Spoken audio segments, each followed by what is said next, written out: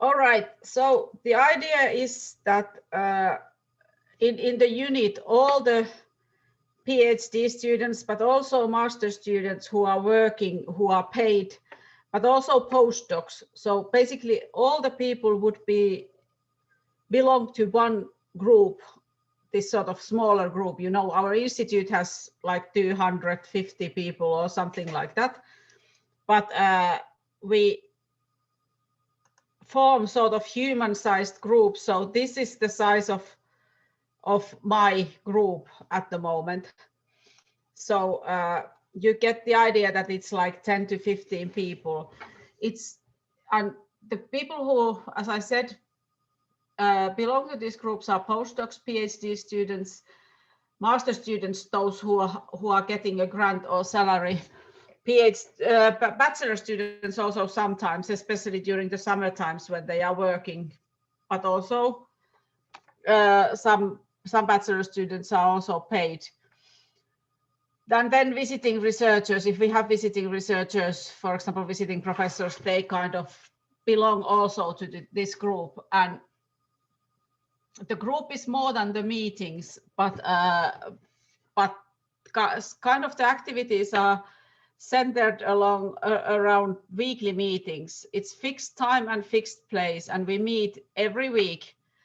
That sounds a lot. Why do we need meet every week? That's because people are traveling on holiday, sick, something happens. So the truth is not every week. So truth is maybe 3/3 of the weeks, but if we would have meetings every second week, the truth might be once a month. And I think that is too rarely. And so we meet every week, so it's easy to decide that, for example, next week we don't have a meeting because it's the skiing holiday, because, you know, then it's not a big gap, then we meet again in 2 weeks. When I'm not present, for example, when I was on maternity leave, or if I have been traveling, or I'm on some specific holiday, or something, somebody else chairs this session, so it's not cancelled mostly when it's just me who is away. And how did this start? This started from a need to plan my time usage and distribution of attention fairly, because I started to have many students and people who sort of did research work or under my sort of supervision, and I started to have problems of handling it all. I wanted to gather the people together once a week and decide who needs longer meetings, and gather everybody, so that not only those people who are active and very sort of extrovert socially get my attention, but that everybody is gathered together, and then we decide what kind of smaller meetings we need, maybe. See, so why do we meet? It's like frequent status update. So everybody tells sort of what they've been up to during the last week. Again, I stress that it's very important that nobody is forgotten, because somebody might need attention very rarely, and then they will sort of drift into the sort of corners of the group leader's attention. But in this way, everybody says kind of something every week. And sometimes they might say that I haven't got anything done because I have been sick, or I have not got anything done because I have been overwhelmed with this teaching thing. And that's fine. But they still kind of, you still see their faces, and you sort of detect whether they are okay or not. Also, information about general matters flows up and down. Sometimes the people have heard something that I need to know and I haven't noticed, related to the computer system or next year's taxation system or something. And sometimes I have some information that I can pass around, but it also eases my task, that I don't have to read every single email that comes from the university administration, because I can trust that these 15 people also follow things, and if there is something that is important for kind of our group, they say it. And I think in the times of like information overflow through email and through all these kind of newsletters, etc., it's quite important to form these kind of small groups where one of us is following what happens in education, one of us is following what's happened in the computer improvements, etc. One of us is following what happens in certain branches of science, etc. And then we share the information so that all of us do not have to follow like 10 different things.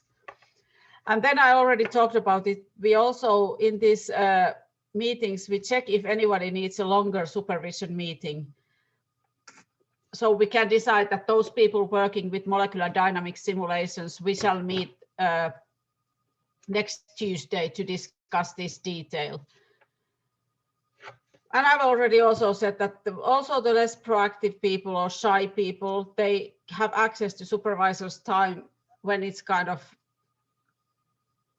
sort of, there are these events where we are discussing what kind of topical meetings we need to have later. The other reason why we meet is teamwork, so team building, and we share ideas, we share results, also very preliminary results, because it's quite tedious if you have been polishing your results and making nice figures of them for 2 months, and then you notice that there is actually a mistake in the results. So it's better to show the results quite early on to a small group of trusted people who would notice fairly early that, by the way, this cannot be true, or by the way, your figures are badly designed, nobody can understand anything, so better design them in a different way before we start actually showing this to wider public. We also share technical and administrative problems and solutions. Quite a lot of computer problems are such that they occur to the whole group at the same time when some operating systems are changed or something, because we are doing very heavily computational work. So it is a good practice that everybody says at very low threshold complains about their smallest computer problems, because it's very likely that 10 other people have the same problem. And then we save a lot of time and save a lot of frustration, because these people can then support each other and share the solutions, or the knowledge that there is no solution currently and some server is, for example, down, so not everybody is trying to find the reason, etc. Also, everybody has a chance to contribute, and that means that if there is if you show your results quite early on, and somebody who is not in the team working on that topic says that I could actually use my analysis methods to your data and see whether we get something interesting out, then they get into the team, and then it's easier to decide who is a co-author in some manuscript, because people have sort of in a way open access to the work already before it's completed. So if you complete the work and you have a manuscript, and then somebody says that I could have done that, and why did you not take me as your team member, because I could have had valuable contribution, that is already like a conflicted or difficult situation. But if somebody says at the very early stage that I can contribute with these analysis methods, and then they are given a chance. Well, if they don't get anything done because of time constraints, or the method doesn't work, or it turns out to be useless, well, that's that then. But people kind of feel more that they have a chance to join other people's projects. Also, one thing is that in university research groups, people change quite a lot.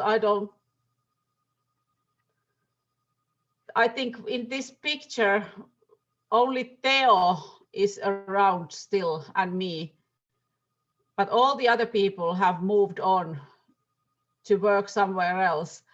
And so there is a constant flux of new people coming and people leaving.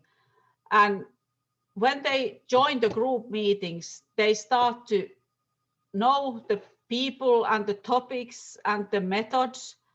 And okay, if in the first weeks they are lost because there are not a lot of new people and a lot of new topics, but when they hear, you know, week after week after week people reporting, then they gradually start to build a picture what other people are doing and who might be useful for their work, or good supervisors or mentors or something like that. A very important point of what we are trying to achieve is peer support, so that there is an atmosphere of trust, and we share also problems, failures, frustration. For example, it's really nice to feel that you are not the only one who lost the whole week because you had a stupid bug in the code. We also try to celebrate, but not only these sort of big, really heroic things like nature papers or science papers, which, by the way, I don't think are that big things and should not be considered that big things. But we also celebrate minor victories, birthdays, you know, somebody having a new cat, so that we would somehow acknowledge that there are all kinds of joys and all kinds of happiness in life, not only that somebody gets a professorship or something like that. People end up supervising each other in this way, because I, as a group leader and supervisor, I don't anymore have the technical skills or knowledge to supervise all these people, because they are using methods that I'm not familiar with, or I am familiar with the principle, but I'm not in practice familiar with how these codes are working anymore. So in the end, PhD students can also sort of supervise or help each other with technical details. Postdocs can supervise each other in some respects, or sort of support each other. And that makes the whole community much more robust, because there are many people that help you, not just one. Okay, so what happens in the group meeting? Usually there is a round of status updates. So everybody presents what I have done during the past week, 1 or 2 slides. Sometimes they contain pictures from holidays. Sometimes they contain incomprehensible error messages. Sometimes they contain results. But I have concluded that it's good to show at least one slide, because it's very difficult to follow when people talk about chemical compounds or some sort of molecular structures and they just talk about it. If you at least see something, what these molecules look like and how they are attached to each other, it makes it possible for me, because I'm not a chemist, to actually follow what they are doing. I used to write down a short report. I don't do it anymore, because we have this collection of slides now in the Dropbox. So we have a collection of slides so that everybody can go back and see what the other people presented last week. Then we have news round and practical problems round. Sometimes we focus on a certain theme with several presentations or one long presentation. People, when they start to be at the stage of that they write down a manuscript, or they have solved some big problem or understood how some process actually should be modeled, they give these sort of 45-minute presentations related to it. And this is one good way of how other people learn what you're doing, that every so often you give these long presentations. Then we have practice talks before conferences, so the students and me as well can practice check that the timing is correct and that it makes some sense, the talk. And then, for example, next in a couple of weeks, we have the presentation that the student is giving in his PhD defense. He is practicing that, and then we all give comments so that he has some support for his presentation. Sometimes we have visitors. Visitor gives presentations, and then when we have visitors, we often have these special rounds that everybody doesn't tell exactly what I have done during the past week, but we have done. They give like a little bit like, what is my work about? More general 1 slide or 2 slide presentations. And again, these are good for also the other group members, because they will sort of learn the big picture of other people's research. Outside the meetings, this group has a few habits. So we have this journal alert follow-up circle. So we have divided all the journals that are most relevant for us into bunches of 4 or 5 journals, and everybody follows those 5 journals and then sends emails to the whole group if they find something that they think is important for us to read. This is what I talked about earlier about this massive information flow and how important it is that you try to divide it so that not everybody has to follow 100 journals. But if everybody follows 5 journals and then sort of cross reports with a low threshold that there is something interesting in Journal of Geophysical Research this week, etc. Then we have this sort of wiki space where we have group info, information about grant deadlines. We collect publications there, we collect presentations there. And this is basically, these are the group web pages, but everybody has the right to edit them, so that it's more likely that they are up to date, because it's not only either me or some technical person who is keeping them up to date. And then we have an internal part which outsiders can't see, which is, for example, future conference plans, who is going where, just to check that the conference travel somehow is distributed evenly, that it's not the same guy always going to every conference and some other people don't get a chance.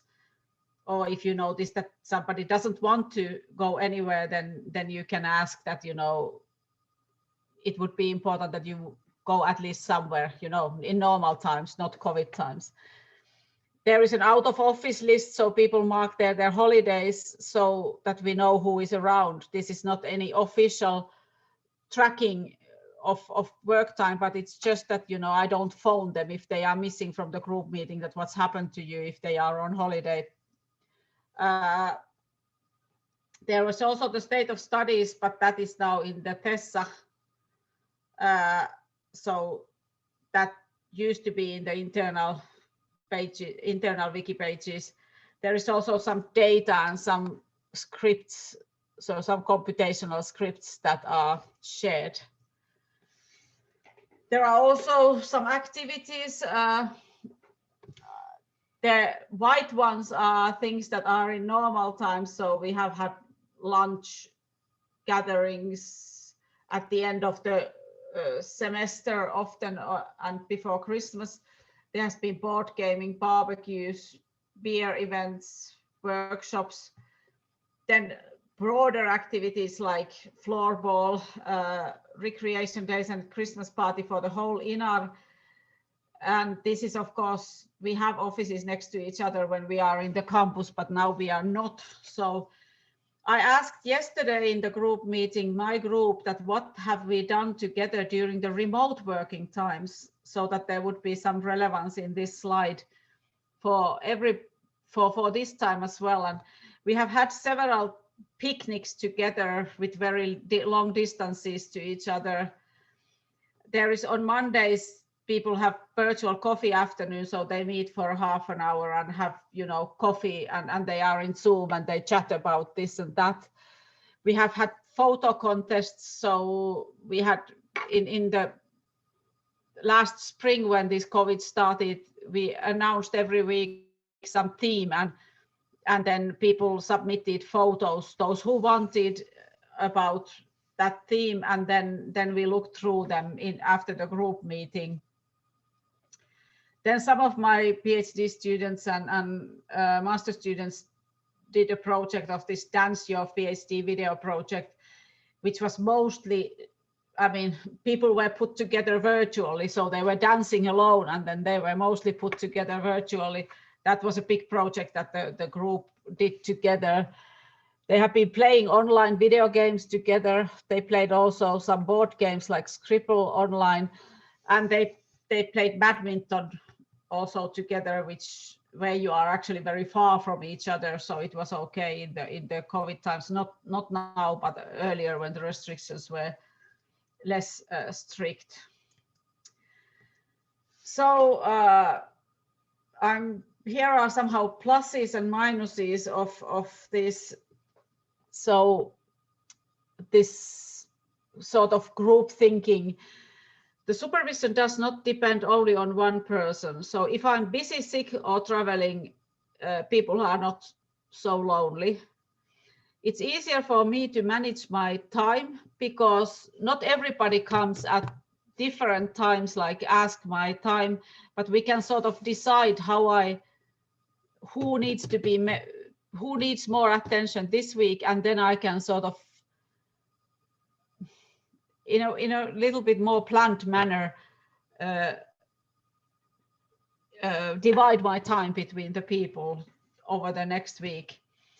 Also, the personal chemistry differences do not matter so much, because I might have an excellent student or excellent postdoc, but we don't hate each other, we respect each other, but we are not, really best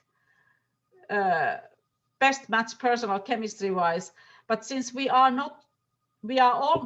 almost always interacting in these small groups, the personal chemistry differences of those two people, they don't matter so much, because you can somehow supply or fix it by the other people who are there.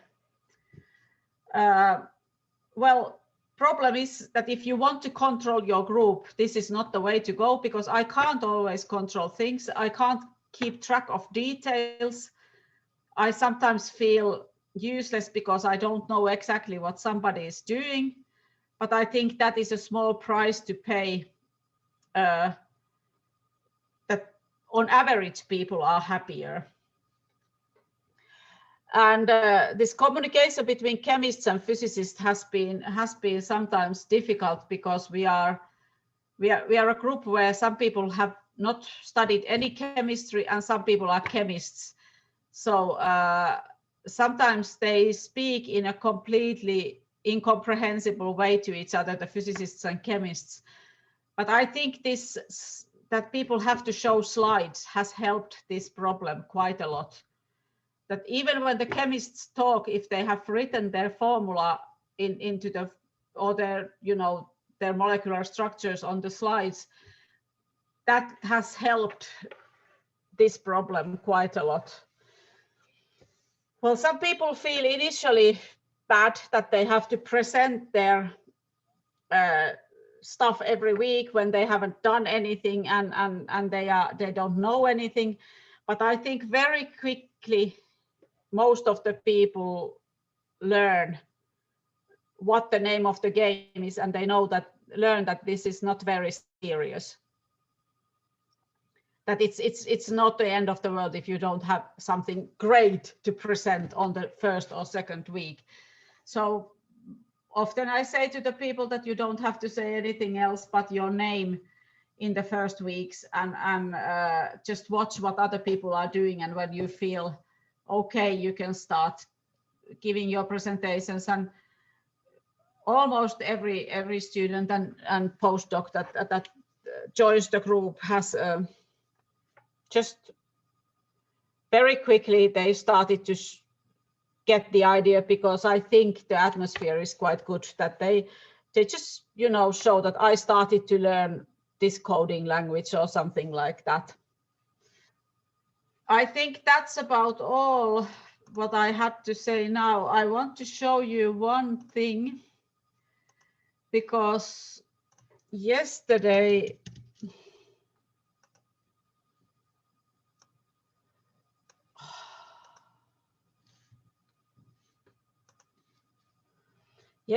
we made a group activity.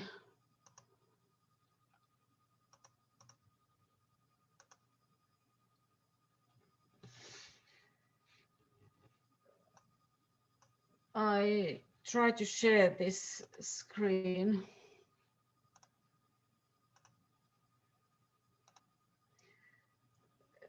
Just not specifically for you, but we had in the group meeting, we made a group activity that what are the connections between people and between different methods and research topics, etc. And this is what my group came up with. There are some people here like Yevgeny, Theo's group, Sarah, Anna, who are not anymore in the group, but they were added because people felt that they are somehow mentally still in the group, and it's important to show where they belong. But oh, this is a mess. You don't need to be able to read anything. There is molecular dynamics, there is quantum chemistry, there is machine learning, there is stuff. But why I asked them to do this is that I wanted to look if everybody has several connections, so that they are not lonely. And these people typically, even now in remote times, we have the group meeting, but then these people that are connected, they have their own 2 or 3 person meetings once or twice a week with maybe 2 different smaller groups. So I just wanted to like a diagnose if there is somebody who is alone and with nobody to talk to. And I'm happy to say that it doesn't look like that. So these people who are not gray, who are my like real group members, they seem to be very well connected. So I was pleased with the outcome of this. Okay, but that was basically the presentation. Then I have some slides which we can discuss if need be in the discussion, but I think that was about the half an hour that was how to say, asked from me, so I'll shut up. Thank you, Hanna. That was pretty precisely half an hour. So you have practiced with the students in the seminars where you have strict time limits.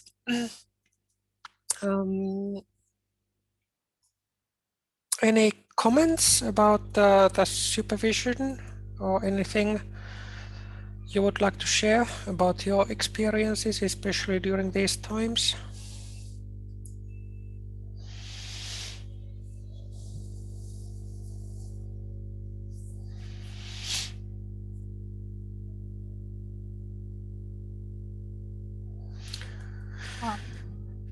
Yes. Just a short comment. It's Hanna, thank you for so interesting presentations, because really it's amazing, yeah. And the most amazing for us, for me, is the that in these seminars, how you mention, how you show us on one slide, nobody is not forgotten. It's really very important, because sometimes it's a real problem of PhD student who is not in group, who make their research just with his supervisor, yeah, and always he can meet, he or she can meet lots of problems, technical problems, administrative problems, and don't know who can share who can share them. And the other thing, team building as sharing of ideas, results, involving other people, the new people in a research group, yeah, and everybody has a chance to contribute, yeah, really, because sometimes the view of the other people can contribute into your research just because of the other of angle of view, yeah. Thank you. This is really very important. And peer support, I'm amazing, really, yeah. I am not alone, and I am not alone who spent the time for something. Yeah, really, it's interesting. Thank you a lot. Yeah, thank you for the comment. This is maybe something that now thinking about the Modest project, that this is not the first time that we are discussing about the well-being of doctoral students and networking of doctoral students and so on, but this is, I think this is very important aspect to keep in mind when we are building the doctoral training centers to take these aspects that Kalina also just mentioned, the team building and sharing and doing together. And I made lots of notes during these presentations, and now I'm thinking how to organize the seminars for our students, because we don't have such form of communication and supervising, really. This is my my dream, my small dream. Yeah. I don't think this is in any way restricted to people, because these people in a way they work for me, so they work in my group, but I don't think that is necessary. You can somehow divide people into, if they have some sort of similar types of topics, and then you can make group meetings for them and start to build similar group, although they are not, like, in a way working in the same,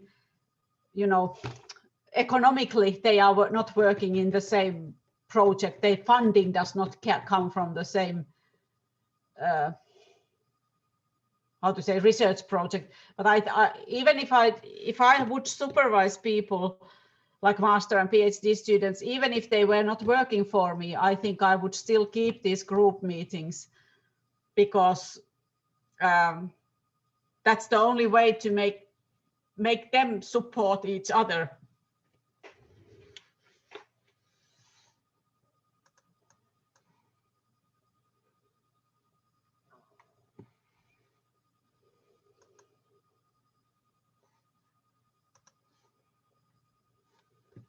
yeah. But I think it's also important that whoever leads these groups, the senior scientists or somebody, they should kind of show by example, at least in the beginning, that they also share bad things, failures and uncertainties and feeling confused and stuff like that, so that the culture doesn't start to go to the direction that you only report if you are a hero, and you pretend to be a hero to have something to report, but that you build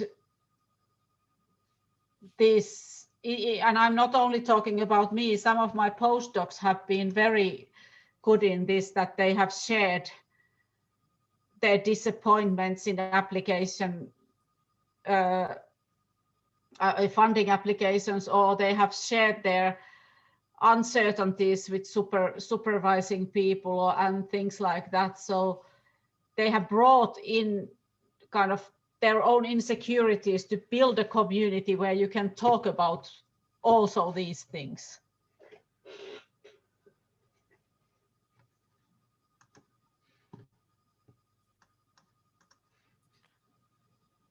Yeah, this, let's say, yeah, this is very important, and also I think the one thing that these guidance groups support very much is a kind of trustful atmosphere within the group, that you can share also your bad feelings, bad days, and disappointments.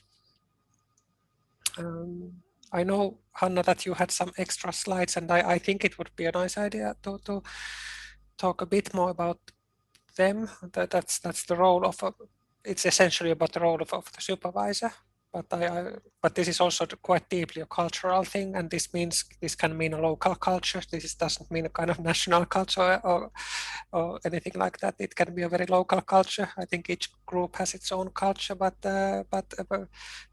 about it, and what should be the role of the supervisor, and how to support the students. Okay, I can share these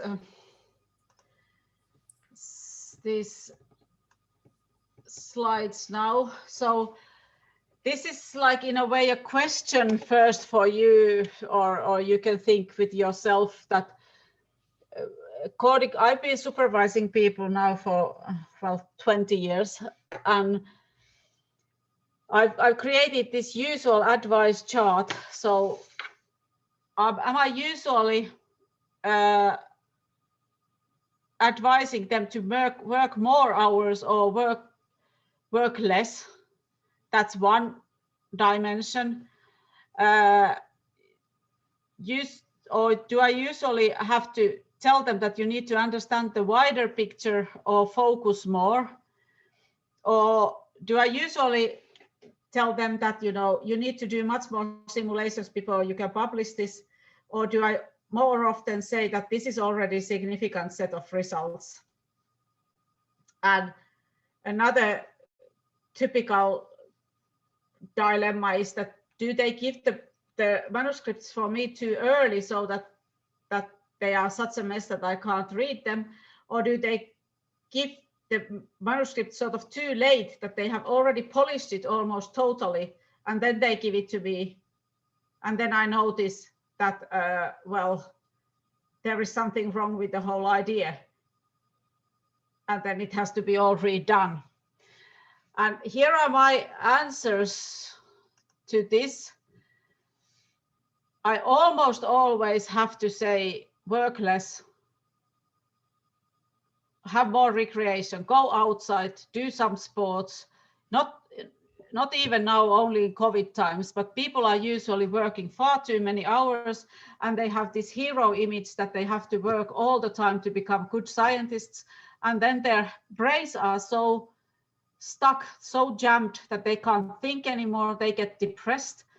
They get somehow dysfunctional. So almost always it's worth saying, work less.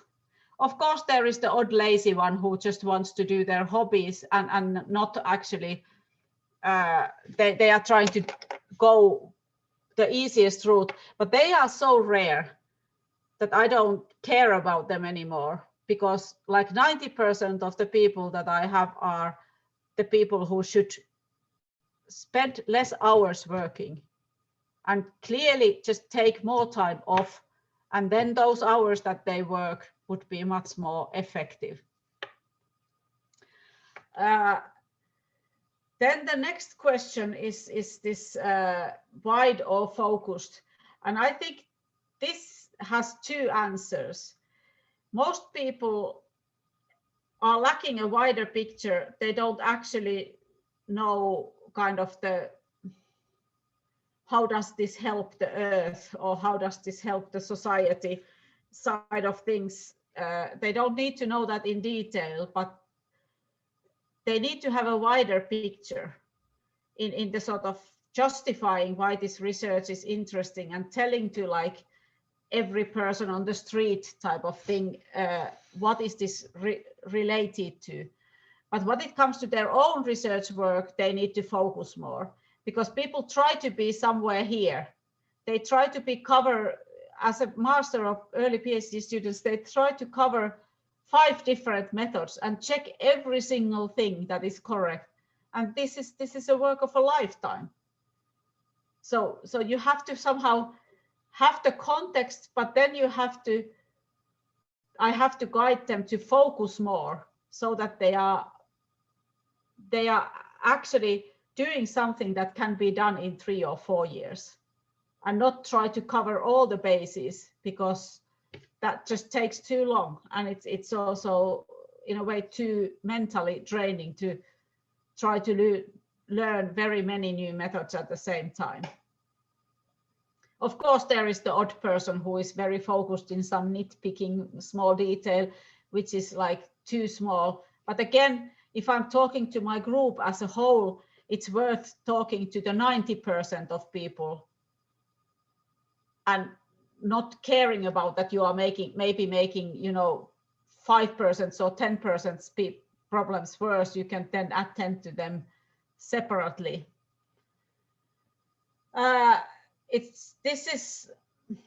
People always want to do more simulations. They always have to have the feeling, or not always, but almost always they have the feeling that they have not enough of results. They need to check this, they need to check that, they need to check this. And to a certain extent, this is true. You need to check things, you need to make consistency checks for your results so that they are trustworthy. But almost every student and every postdoc, I have to say fairly strongly that this is already a lot of results.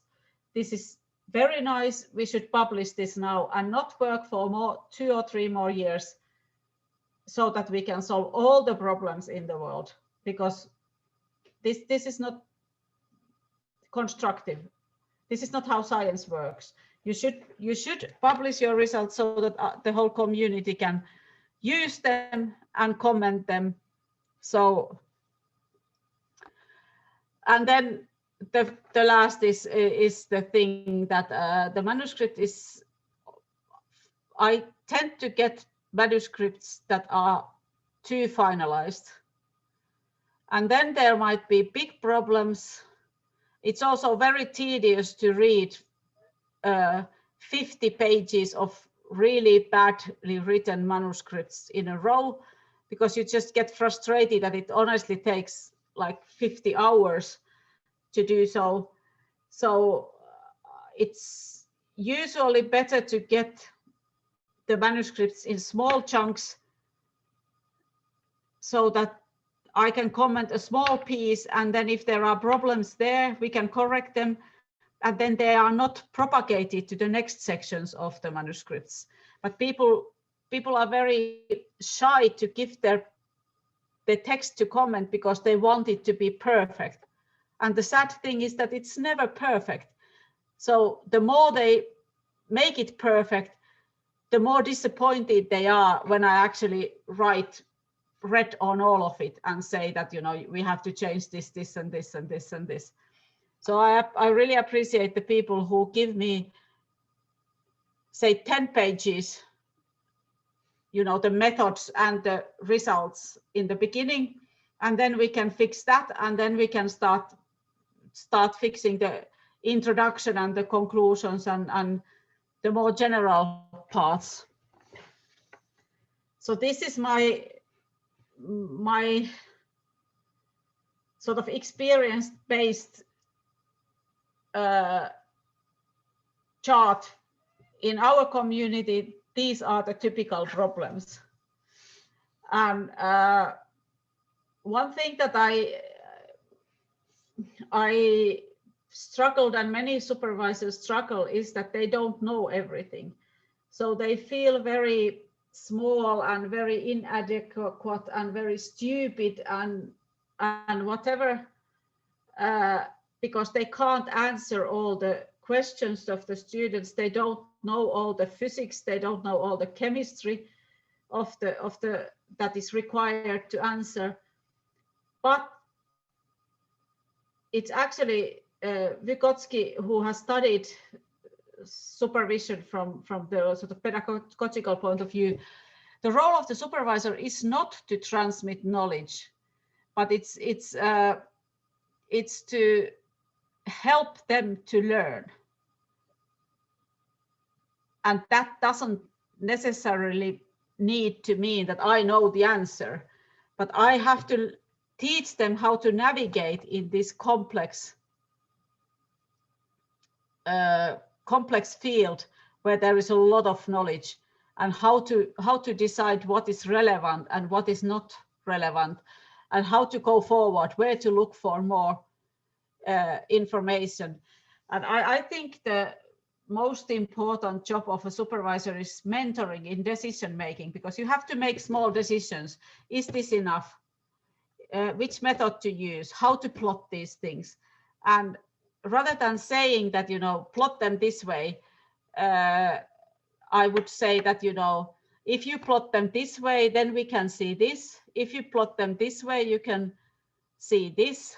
If we plot them this way, then it gets far too complicated. So try to open up the thinking. How do I decide what plot is good? How do I decide what amount of simulations is enough? So what makes me feel that this is correct? Because that's sort of helping them to learn to make the decisions. And this I already touched. Help to see the forest, but focus on one of the trees. This is the same thing as what I was saying here, that they should see the whole forest, but they should be brave enough to focus on one tree, because 2 trees or a whole forest, that's too much for a PhD student. I think that's it for the slides. Sorry, I stopped sharing. That was not intended. I'm a mess. Here, what I was trying to do is trying to get this. Yes, maybe you can see something, maybe you can't.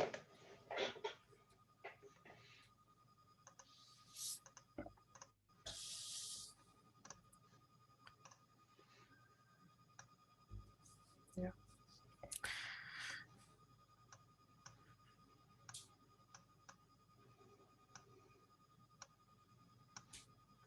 Yep.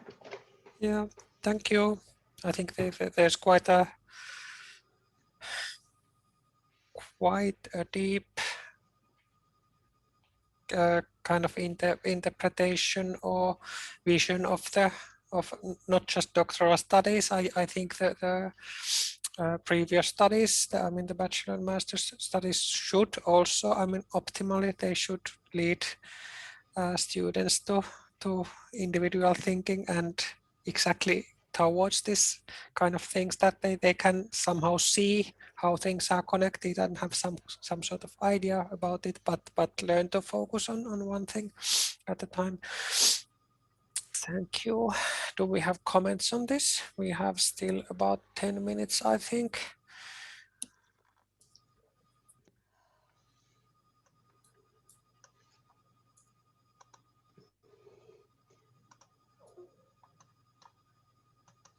If I may add that I think sometimes the biggest, there are two big obstacles for supervision. One is lack of time, and that is a real problem, and that's one of the reasons why this group structure has been built, so that I don't have to have so much time, so that people can help. But the other thing is this feeling of inadequateness or whatever, that I feel that I'm not clever enough to answer all the questions, and I'm not good enough to help them. So I start to feel defensive, and I don't want to actually meet my students, because I feel that, I'm not enough, and I can't help them. And I think sometimes, yes, I'm not enough. That sometimes the problem is really that I am crap, but more often it's because my aim is to be something that nobody can be. So that's why I put these things that are on this slide, that I have quite a lot of experience and knowledge in decision making, not necessarily the details of their studies, but if I start to feel that it's enough if I share my own, how to say, mental process of how I look at these things, that's enough. I don't need to know how their method works. That actually makes it less oppressive, less horrible to meet the students, because you don't feel so small, how to say.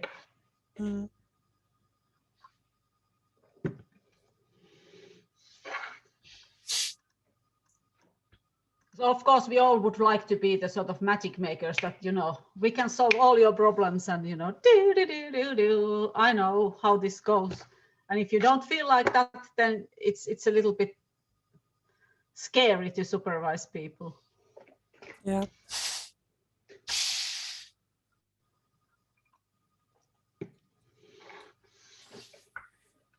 Thanks. Any comments? Yes. Galina, please. Yeah, today I'm maybe the most active active participant of this web session. But once more, Hannah, thank you a lot for this presentation, and you make me very happy because of the citation of Vygotsky, really, because Vygotsky is our our all in pedagogy. Yeah, really. Thank you a lot. And this is really very interesting metaphor for supervision. Yeah, I really use this one for our seminar. Yeah, help to see the forest, but focus on one of the trees. Yeah. Really, yeah, because this is about the wide horizons and the mind, yeah, and the but to focus on the research, to have not opportunity, ability, yeah, ability to be able to focus on just one tree. Thank you a lot. Really, very, very useful presentation, and very, very complex approach. Yeah, thank you. Thank you. And Galina, I'm happy to see you as the most active participant. I think you have very important comments every time. If there are no more comments,